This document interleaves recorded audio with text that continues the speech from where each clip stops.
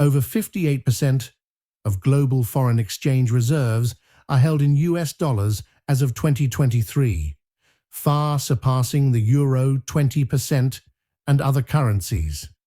Central banks worldwide prefer holding dollars because of its stability, backed by the robust US economy. Over $12 trillion in international debt is denominated in US dollars. Around 40% of global trade is invoiced in US dollars, even in transactions that do not involve the US.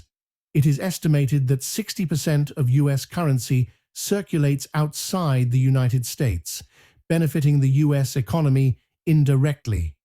The US uses the dollar's dominance to enforce economic sanctions, cutting off adversaries from the global financial system, e.g., Iran, Russia. Nations like China and Japan, which hold vast reserves of US dollars from trade surpluses, reinvest them in US assets, funding the US government and economy. Sounds like the United States holds an iron grip on the global money game, reaping massive benefits from its unrivaled dominance. To know how the US started dominating the global economy, we have to travel back to 1944, to Bretton Woods, New Hampshire, USA. It was the time when the Great Depression had highlighted the dangers of uncoordinated monetary policies and trade protectionism, which led to competitive devaluations and economic instability.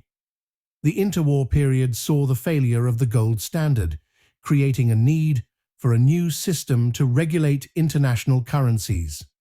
The war devastated economies worldwide, and there was a need to rebuild infrastructure and economies, particularly in Europe and Asia.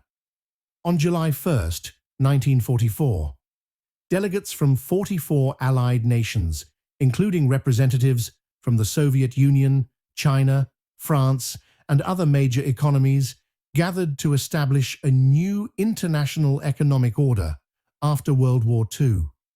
With the war nearing its end, there was a clear need to create a framework to promote economic stability, prevent another global depression, and facilitate reconstruction in war-torn economies. Can you imagine the power and influence this conference room would have had?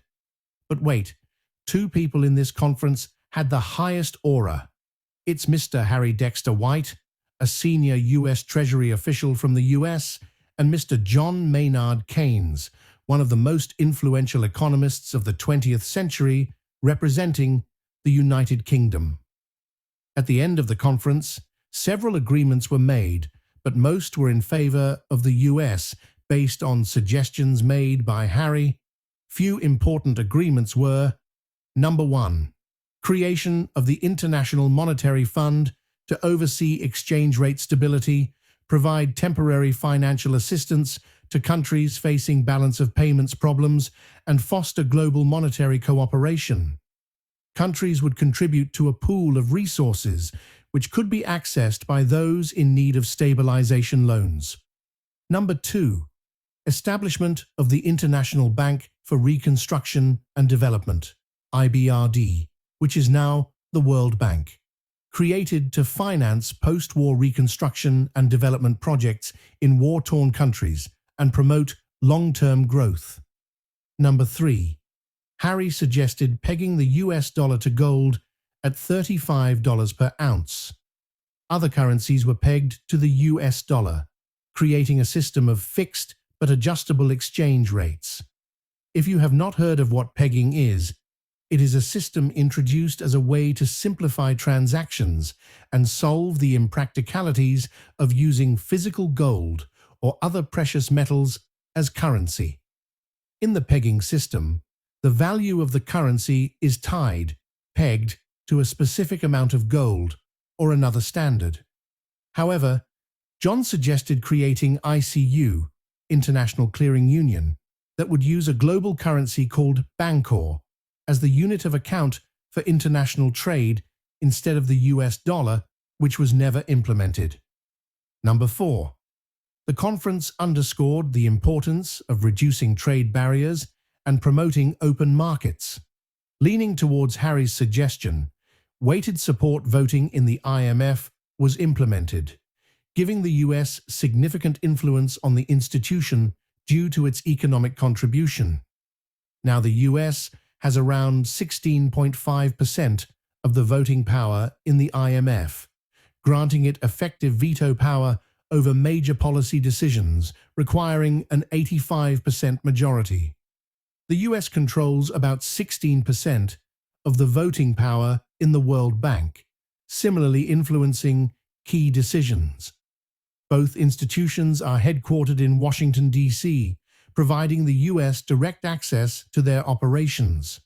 Emerging economies, particularly China, India, and Brazil, argue that the voting structure is outdated and does not reflect the modern global economic landscape. Despite their growing economic influence, these countries have limited power compared to the US. That's why the BRICS nations are planning to break the dominance. To know more about what BRICS is and how it could threaten US dominance, check out this video on the right corner of your screen. Let's see how the US used its influence to dominate. The US heavily influenced the Marshall Plan and World Bank efforts to rebuild Western Europe, ensuring the region aligned with US political and economic interests. The US used the World Bank and IMF to counter Soviet influence by providing financial support to non-aligned and pro-Western countries. The US has used its veto power to block reforms in voting structures that would give more influence to emerging economies like China and India. Since the US dollar is considered as the pegging standard, countries had to use the dollar to simplify international trade. This was a huge advantage to the US in liquidating its currency and stabilizing its economy since then. Nations relying on dollar reserves or dollar-based trade are often influenced by US monetary and fiscal policies. Exporting nations like China and Japan use their trade surplus dollars to purchase US Treasury bonds or other American assets, creating a self-reinforcing cycle of dollar demand. Oof, the US has a long history of dominance. Do you still think they were just lucky? Tell us what you think in the comments. They were fortunate at times and used it the best way to become the global economy. We have a video discussing how some nations are preparing to question the US dominance. Check out the video shown on the right corner of your screen to know more. We believe today's video helped you in some way. We are discussing the guardians of the global economy in our next video. Stay tuned.